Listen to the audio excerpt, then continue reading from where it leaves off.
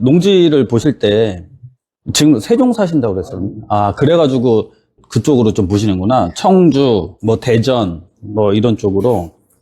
근데 제가 청주나 대전, 세종 쪽은 지역 분석이 안 되어 있잖아요. 그래가지고 제가 그 토지가 좋다, 나쁘다 이거 말씀드리기는 조금 어렵더라고요. 그때 한번 질문을 하셨을 때. 그래서 그 부분까지도 한번 고려를 하셔서 농지를 투자하시는 게 어떨까 싶어요. 왜 그러냐면 농지연금이라는 거는 결국은 그 농지 가격을 현재 기준으로 해가지고 20년이든 30년이든 이렇게 받는 거잖아요. 그죠? 그러면 농지 가격이 고정이 되어 있다는 가정으로 받는 거기 때문에 그 인플레이션이라든지 아니면 주변에 개발이 많이 돼가지고 농지 가격이 엄청 올라버리면 그거는 큰 의미가 없어요. 제가 아시는 분들도 보니까 농지연금을 받다가 농지 가격이 오르면 어떻게 해요?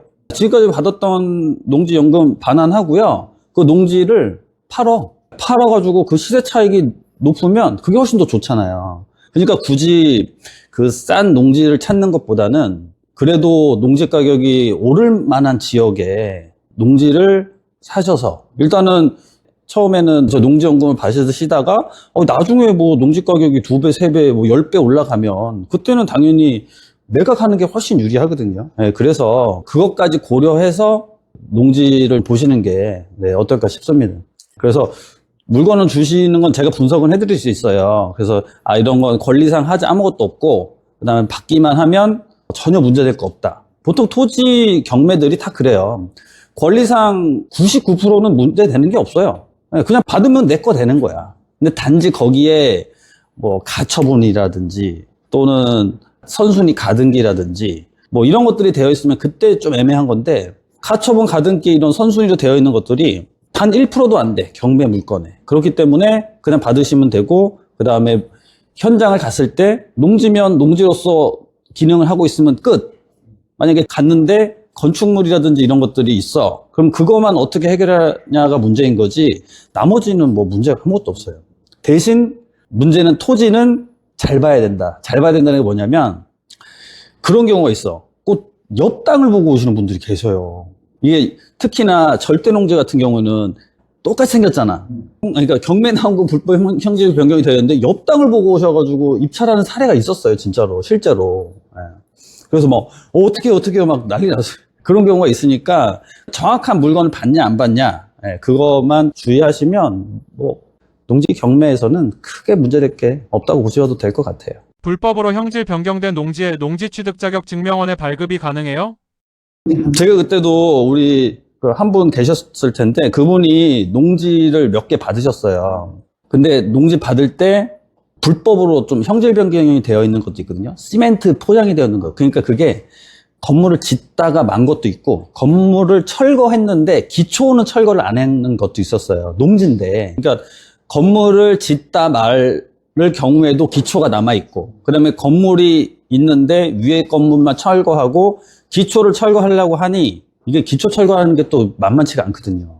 그래서 그런 것 남아있는데도 불구하고 농지증 받으셨다니까. 그래서 결국은 농지 취득 자격 증명원에 대해서 부담을 가지실 필요가 없어요.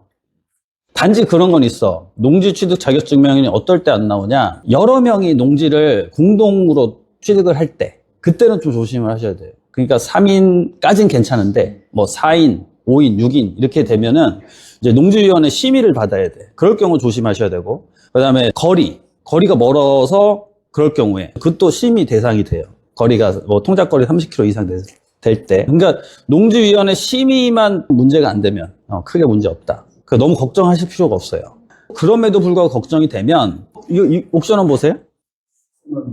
다른 거 보시죠. 아니, 다른 거 보셔도 상관없어. 거기 가 보시면 여기에 지자체 정보가 있어요. 그러면 읍사무소나 면사무소나 이런 데 있죠. 그럼 면사무소 전화번호가 항상 있거든요.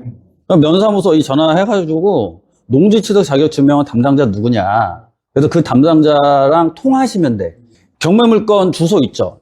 예를 들어 뭐 선거읍 정촌리 191-11번지가 경매가 나왔는데 이거 내가 받으려고 한다. 농지 취득 자격 증명원 나오는데 별 문제 없겠냐?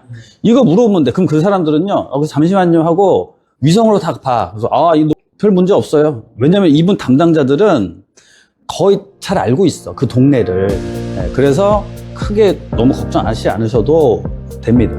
그리고 입찰 전에 항상 저한테 알려주시고 사건 번호. 그럼 제가 사건 번호 보고 문제 없을 것 같습니다. 네, 그렇게 제가 판단해 드릴게요.